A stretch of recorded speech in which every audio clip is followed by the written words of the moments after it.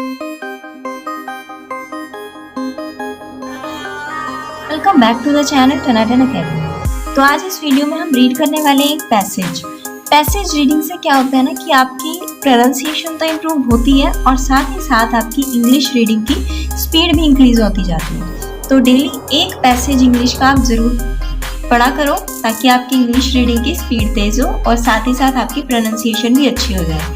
तो स्टार्ट करते हैं हम अपना पैसेज। हमारे पैसेज का टाइटल है the story of silk. The story of silk. The history of the world's most luxurious fabric from ancient China to the present day. Silk is a fine, smooth material produced from the cocoons, soft protective shells that are made by mulberry silkworms. Legend has it that it was Lei Zhu, wife of the Yellow Emperor, ruler of China, in about 3000 BC, who discovered silkworms.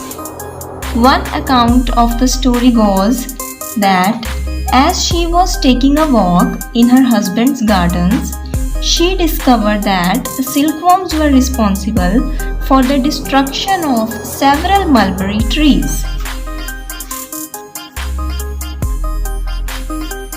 She collected a number of cocoons and sat down to have a rest.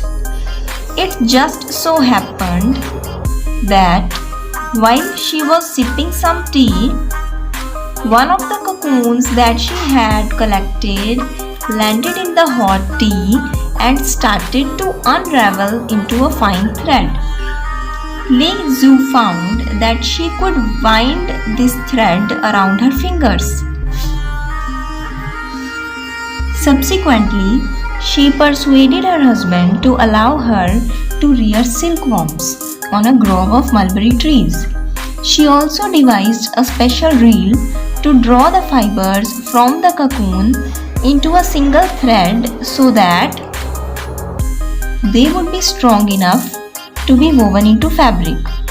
While it is unknown just how much of this is true, it is certainly known that silk cultivation has existed in China for several millennia.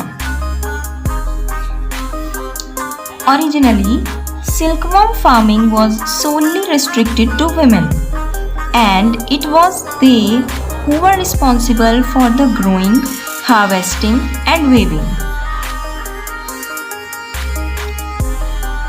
Silk quickly grew into a symbol of status, and originally only royalty were entitled to have clothes made of silk.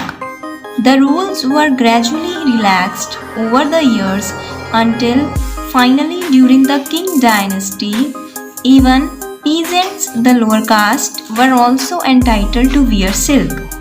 Sometime during the Han dynasty, silk was so prized that it was also used as a unit of currency. Government officials were paid their salary in silk and farmers paid their taxes in grain and silk. Silk was also used as diplomatic gifts by the emperor. Fishing lines, bowstrings, musical instruments, and paper were all made using silk. The earliest indication of silk paper being used was discovered in the tomb of a noble who is estimated to have died around 168 AD. Demand for this exotic fabric eventually created the lucrative trade route now known as the Silk Road, taking silk westward and bringing gold, silver, and wool to the east. It was named the Silk Road after its most precious commodity, which was considered to be worth more than gold. The Silk Road stretched over 6,000 kilometers from eastern China to the Mediterranean Sea following the Great Wall of China, climbing the Pamir mountain range, crossing modern-day Afghanistan, and going on to the Middle East. With a major trading market in Damascus. From there, the merchandise was shipped across the Mediterranean Sea. Few merchants traveled the entire route. Goods were handled mostly by a series of middlemen.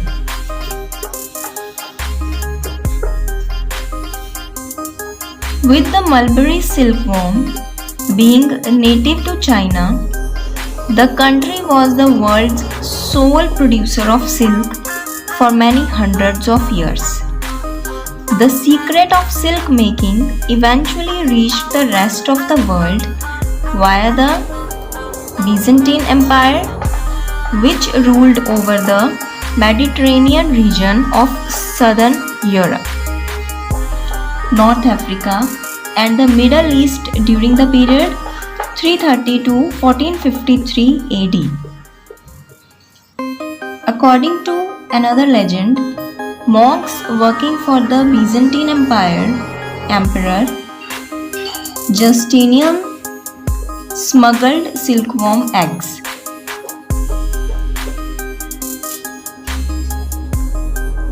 To Constantinople in 550 AD. Concealed inside hollow bamboo walking canes.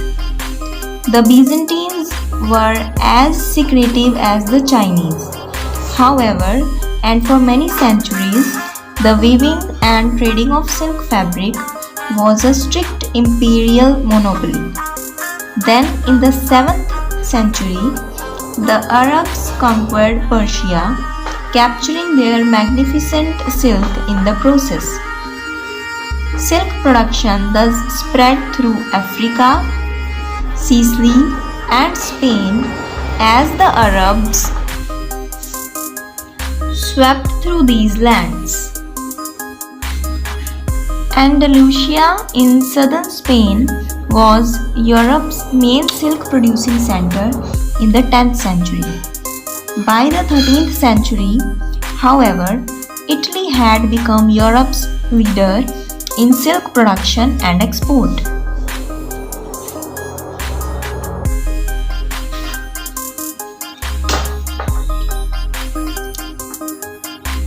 Venetian merchants traded extensively in silk and encouraged silk growers to settle in Italy. Even now, silk processed in the province of Como in northern Italy enjoys an esteemed reputation.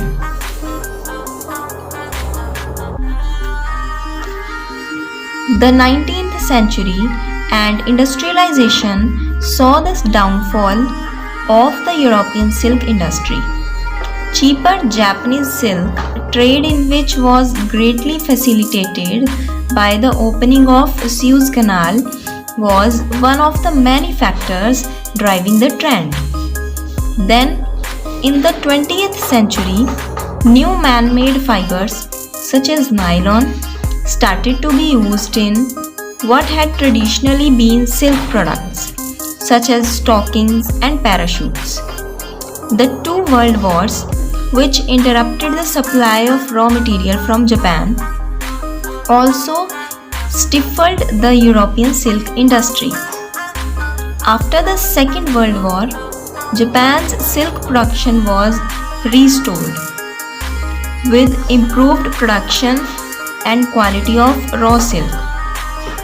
Japan was to remain the world's biggest producer of raw silk and practically the only major exporter of raw silk until the 1970s.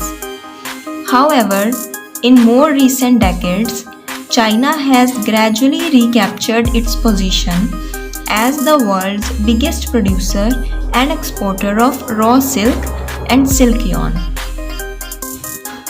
Today, around 125,000 metric tons of silk are produced in the world, and almost two-thirds of that production takes place in China.